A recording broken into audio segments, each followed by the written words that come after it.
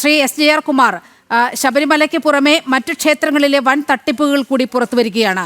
ഏറ്റവും ഒടുവിൽ പുറത്തു വന്നിരിക്കുന്നത് ബാലുശ്ശേരി കോട്ടയിലെ സ്വർണം കാണാതായി എന്നുള്ള വിവരമാണ്. എന്താണ് ഈ ഘട്ടത്തിൽ പ്രതികരിക്കുന്നത്? നമ്മൾ കേരളത്തിലെ ക്ഷേത്ര സ്വത്തുക്കള് അത് സ്വർണം മാത്രമല്ല, ശരിക്കും നമ്മൾ നോക്കിയാൽ അത് സ്വർണത്തിനേക്കാൾ എനിക്ക് തോന്നുന്നു ഒരു 1000 ഇരട്ടി വിലപിടിപ്പുള്ള ഭൂമിയാണ് ക്ഷേത്രങ്ങൾ നഷ്ടപ്പെട്ടിരിക്കുന്നത്. 1947 സ്വാതന്ത്ര്യം കിട്ടുന്ന സമയത്ത് പിന്നീട് 50 മുതൽ നമ്മള് ഈ നാട്ടുരാജ്യങ്ങളൊക്കെ യൂണിയനിലേക്ക് ലയിപ്പിക്കുന്ന ഒരു ഘട്ടത്തില് അതിന് കവനന്റ് എന്ന് പറഞ്ഞൊരു ഒരു അഗ്രിമെന്റ് ആണ് നാട്ടുരാജാക്കന്മാരും കേന്ദ്ര സർക്കാരുമായിട്ടും. അന്നത്തെ ആഭ്യന്തര വകുപ്പില് സെക്രട്ടറി ആയിരുന്ന ശ്രീ VP മേനോൻ എന്നുള്ള അദ്ദേഹത്തിനായിരുന്നു ആ ചുമതല നൽകിയിരുന്നത്.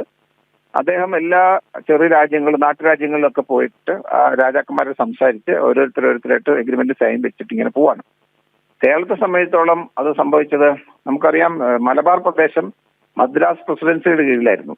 അതുകൊണ്ട് അതിവിടെ ഒരു പ്രത്യേക നാട്ടുരാജ്യം ഉണ്ടായിരുന്നില്ല. പക്ഷെ തിരുവിതാംകൂറും കൊച്ചിയും 2 രാജ്യമായിരുന്നു.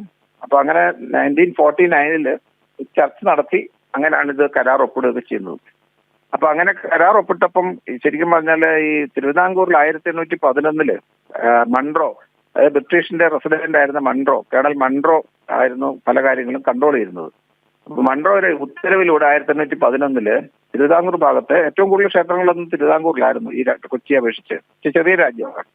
ഏതാണ്ട് 1200 ചില്ലാനം ചെറിയ ക്ഷേത്രങ്ങളും 300 ചില്ലാനം വലിയ ക്ഷേത്രങ്ങളും അങ്ങനെ അതിന്റെ സ്വത്തുക്കൾ ക്ഷേത്രം ഏറ്റെടുത്തില്ല, ആ സ്വത്തുക്കൾ മുഴുവൻ സർക്കാരിലെ ഏൽപ്പിക്കുന്ന സംഭവം ഉണ്ടായിട്ടുണ്ട്. അതായത് കോടാനുകോടി ലക്ഷം കോടിയുടെ സ്വത്തുക്കളാണ് അങ്ങനെ പോയത്. ഏതാണ്ട് ആ കാലഘട്ടത്തിലാണ് ഞാൻ പറയുന്നത് കേരളത്തിലെ മൊത്തം എടുത്തു നോക്കിയാൽ മലബാറും കൊച്ചി തിരുവിതാംകൂർ ഭാഗത്തെ മൊത്തം ഭൂമിയുടെ 40% ശരിക്കും ക്ഷേത്ര സ്വത്തുക്കളായിരുന്നു. പക്ഷേ ഞാൻ ആ ചരിത്രത്തിലേക്ക് പോകുന്നില്ല, കാരണം അങ്ങനെ ഈ മൺട്രോ സാഹിബിന്റെ ഉത്തരവ് 1811 വന്നു. ക്ഷേത്ര സ്വത്തെല്ലാം ഏറ്റെടുത്തു. കോടാനുകോടി രൂപയുടെ ലക്ഷം കോടിയുടെ പോയെങ്കിലും അത് ഹിന്ദുക്കൾ അന്നും ഇതുപോലെ പ്രതികരിച്ചില്ല. ഏതാണ്ട് 106 വർഷങ്ങൾക്ക് ശേഷം 1917 ഈ നഷ്ടം ബോധ്യമാകുന്നതും. അന്ന് ക്ഷേത്ര കേന്ദ്രീകൃത നമ്മുടെ എല്ലാ പദ്ധതികളും ജീവിതമാർഗവും ഒക്കെ അങ്ങനെയായിരുന്നു. അത് ബുദ്ധിമുട്ടായി. ക്ഷേത്രത്തിൽ അന്ത്യത്തിരിക്ക് വകയില്ലാതായപ്പോഴാണ് എല്ലാവരും കൂടെ മഹാരാജാവിന് ഒരു പരാതി കൊടുക്കുകയും മഹാരാജ ഒരു കമ്മീഷൻ വെച്ച് അന്വേഷിക്കുകയും നഷ്ടം ബോധ്യമായി. അങ്ങനെ 1923 ഒരു വർഷാസനം എന്ന് പറഞ്ഞ ആനുവിറ്റി എന്ന് പറഞ്ഞ ചെറിയൊരു തുക, ശരിക്കും പറഞ്ഞാൽ ഈ നഷ്ടപ്പെട്ട വസ്തുവിന്റെ മൂല്യത്തിന്റെ ഒരു 1% പലിശ പോലും അല്ല, എന്നാലും ഒരു അന്ത്യത്തിരിക്ക് വക എന്നുള്ള നിലയിൽ കൊടുത്തു. അപ്പൊ ഇങ്ങനെയൊക്കെ ചില ചരിത്രമുണ്ട്. പക്ഷെ അങ്ങനെ രാജാവിന്റെ കയ്യിൽ നിന്ന് ഇത് ഭാരത സർക്കാരിലേക്ക് പോകുമ്പം അദ്ദേഹം ഇത് വളരെ പ്രാധാന്യമായിട്ട് കണ്ടിട്ടാണ് ഈ ക്ഷേത്രങ്ങളെ പരിരക്ഷിച്ചു പോന്നു. ആ പരിരക്ഷിക്കുന്ന ക്ഷേത്രങ്ങള് കേന്ദ്രത്തിന്റെ കയ്യിലേക്ക് രാജ്യം പോകുമ്പോൾ അതിന് ബുദ്ധിമുട്ടുണ്ടാകുമെന്ന് കണ്ട് അദ്ദേഹം വളരെയധികം മറ്റു കാര്യങ്ങളല്ല അദ്ദേഹം ശ്രദ്ധിച്ചത്. ഈ ക്ഷേത്രം പരിപാലിക്കപ്പെടുന്നതിന് വേണ്ടിയിട്ട് അതിന് ഉത്തരവില് കവനന്റിൽ പ്രത്യേകം വകുപ്പ് ചേർത്തിട്ടുണ്ട്. അത് പത്മനാഭസ്വാമി ക്ഷേത്രത്തിന്റെ പ്രത്യേകമുണ്ട്, ബാക്കി ഞാൻ ഈ പറഞ്ഞ എല്ലാ ക്ഷേത്രങ്ങളും പ്രത്യേകമുണ്ട്, കൊച്ചിയിലും ഉണ്ട് അങ്ങനെ. അപ്പൊ ഇതിന്റെ ഭാഗമായിട്ടാണ് ദേവസ്വം ബോർഡ് എന്നൊരു സംഭവം ഉണ്ടാവുന്നത്. ആ ദേവസ്വം ബോർഡ് കവനന്റിൽ ഇൻക്ലൂഡ് ആണ്. അപ്പൊ അത് രാജാവ് അന്ന് കണ്ടത് ഈ ക്ഷേത്രങ്ങൾ പരിപാലിക്കപ്പെടണമെന്നും ഈ കൊടുത്തോണ്ടിരുന്ന വർഷാസനം ഈ പബ്ലിക് ഫണ്ടിൽ നിന്ന് തന്നെ പോകണമെന്നും, കാരണം അത് ഈ ക്ഷേത്ര സ്വത്തിന്റെ ഒരു ശതമാനം കോമ്പൻസേഷൻ ആയിട്ടൊന്നുമല്ല, നഷ്ടപ്പെട്ട സ്വത്തിന്റെ ചെറിയൊരു ഇതെന്ന് മാത്രമേ ഉള്ളൂ. അപ്പൊ അങ്ങനെ ദേവസ്വം ബോർഡ് സൃഷ്ടിക്കപ്പെടുന്നത് അങ്ങനെയാണ്. പക്ഷേ നമുക്കറിയാം 1950 ഈ കോൺസ്റ്റിറ്റ്യൂഷൻ വന്നു. ആ സമയത്ത് ഇവിടെ പല നിയമങ്ങളുടെ മാറ്റത്തിന്റെ അടിസ്ഥാനത്തിലാണ് ഈ നിയമം പരിഷ്കരിക്കപ്പെടുകയും പൊളിറ്റിക്കൽ അപ്പോയിന്റ്മെന്റ് ആയിട്ട് മാറി.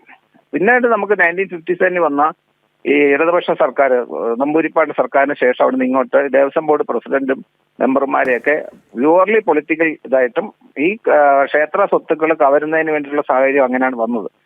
അപ്പൊ നമ്മൾ ഇതിനൊരു പകരം ആൾട്ടർനേറ്റീവ് എന്ന് പറയുമ്പോൾ ചെറിയ വിഷയമല്ല. നമ്മൾ 2-3 കാര്യം അവിടെ ചിന്തിക്കാനുണ്ട്. തീർച്ചയായിട്ടും വി നീഡ് ആൻ ആൾട്ടർനേറ്റീവ്, അതിനെക്കുറിച്ച് സംശയമില്ല.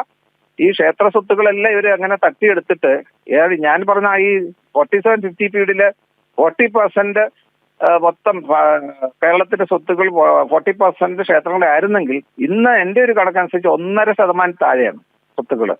അപ്പൊ അത് ഭീമമായ നഷ്ടമാണ്. അപ്പൊ അത് സ്വർണത്തിന്റെക്കാട്ടിൽ പല മടങ്ങാണ് അത് വരുന്നത്. ഇതൊക്കെ പലതവണ നമ്മൾ പറയുന്നുണ്ട്. പക്ഷെ അതിനൊരു കോൺസ്റ്റിറ്റ്യൂഷണൽ അമെന്റ്മെന്റ് തന്നെ വേണ്ടി വരും, അല്ലെങ്കിൽ ഒരു ബില്ല് വേണ്ടി വരും. അത്തരത്തിൽ ശക്തമായ ചില നീക്കം, കാരണം ഇത് ഈ പറഞ്ഞ covenant it has become part of the constitution. അതുകൊണ്ട് ഓൾ ഓഫ് എ സഡൻ നമുക്ക് മാറ്റാൻ പറ്റില്ല. പക്ഷെ തീർച്ചയായിട്ടും മാറ്റാൻ സാധിക്കും. അത് പാർലമെന്റ് ബില്ല് അവതരിപ്പിച്ച് അത് ചെയ്യാൻ പറ്റുന്നത് കേന്ദ്ര സർക്കാരിനാണ്. അതുകൊണ്ടാണ് നമ്മൾ ശ്രദ്ധിച്ചാൽ മനസ്സിലാവും, നമ്മുടെ ശബരിമല സംരക്ഷണ സംഗമത്തിൽ വെച്ചിട്ട് നമ്മളൊരു റെസൊല്യൂഷൻ പാസ്സാക്കി കേന്ദ്ര സർക്കാരിനെ ഏൽപ്പിച്ചത് എല്ലാവരും ശ്രദ്ധിച്ചു കാണും. അതനുസരിച്ച് രാജീവ് ചന്ദ്രശേഖർ ഏറ്റുവാങ്ങുകയും അദ്ദേഹം അതിന് നല്ല രീതിയിൽ മറുപടി പറയുകയും ചെയ്തിട്ടുണ്ട്. തീർച്ചയായിട്ടും അത് ഇതിന്റെ ഒരു തുടക്കമാണ്. ഈ ശബരിമല ഉൾപ്പെടെയുള്ള ക്ഷേത്രങ്ങളുടെ കാര്യത്തിൽ അത്തരം ഒരു നീക്കം നടന്ന് വേണ്ട നിയമ നടപടികളും വേണ്ടി വന്ന നിയമം നിർമ്മിച്ചും കൊണ്ട് മാത്രം നമുക്കത് ചെയ്യാൻ സാധിക്കുള്ളൂ. തീർച്ചയായിട്ടും നമ്മൾ അതിലേക്ക് പോകും. പക്ഷെ അതുവരെ ആ നിയമം വരുന്നില്ല എന്ന് വിചാരിച്ച് നമുക്ക് കണ്ണും പൂട്ടി ഇരിക്കാൻ പറ്റില്ല. വി ഹാവ് ടു നമ്മൾ ശക്തമായ രീതിയിൽ പ്രതിഷേധിക്കുക, അജിറ്റേറ്റ് ചെയ്യും, നമ്മുടെ ഉള്ള നിയമങ്ങൾ അനുസരിച്ച് ഈ ക്ഷേത്രങ്ങളെ സംരക്ഷിക്കുകയും പിന്നെ തീർച്ചയായിട്ടും പ്രക്ഷോഭങ്ങളിൽ കൂടെയും ശക്തമായ നമ്മുടെ നടപടികളിൽ കൂടെയും ഇത് സംരക്ഷിച്ച് പോകേണ്ടി വരും. അതുവരെ നമുക്ക് കാത്തിരിക്കണം. എന്തായാലും ഈ പറഞ്ഞ ഒരു നിയമനിർമ്മാണത്തിന് വേണ്ടി ഈ എല്ലാ ക്ഷേത്രങ്ങളും ഭക്തജനങ്ങളുടെ കയ്യിലേക്ക് വരുന്ന ഒരു കൃത്യമായ നിയമ നടപടികൾ, അതിന് വേണ്ട സജ്ജീകരണ അഡ്മിനിസ്ട്രേറ്റീവ് ബോഡി അതിനെക്കുറിച്ചുള്ള രീതിയിലേക്ക് തീർച്ചയായിട്ടും അധികം താമസിയാതെ കൊണ്ടെത്തിക്കാനുള്ള എല്ലാ ശ്രമങ്ങളും കർമ്മസഭയുടെ ഭാഗത്തുനിന്നും അത് നടത്തും. അത് കേന്ദ്ര സർക്കാരിനേക്ക് ഇൻവോൾവ് ചെയ്യും. അതിന്റെ കോടതിയിലും ഈ പറഞ്ഞ വിഷയങ്ങളൊക്കെ നമ്മൾ കൊണ്ടുവരികയും ചെയ്യും.